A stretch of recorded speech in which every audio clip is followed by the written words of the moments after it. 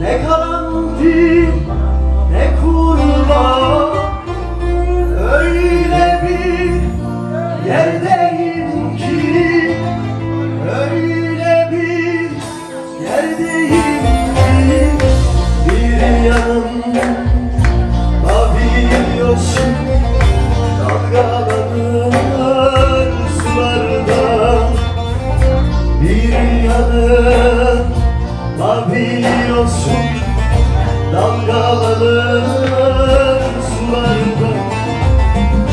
Dostum dostum güzel dost, bu ne beter çizgidir bu, bu ne çıldırtan denge, yaprak döker bir yanımız, bir yanımız bahar baş. Dostum dostum güzel dostum, bu ne çizgidir bu, bu ne çıldırtan denge, yaprak döker bir yanımız, bir yanımız bahar baş.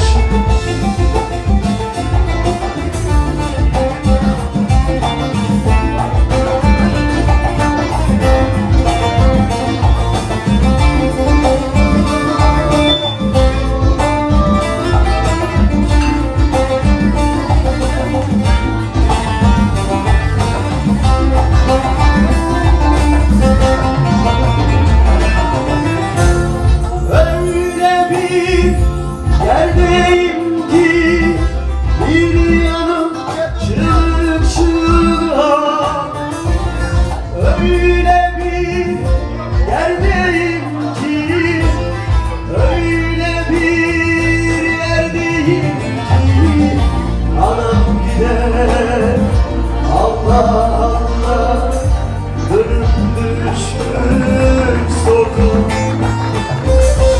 Anam gider Allah Allah, ölüm düşmüş sokağa.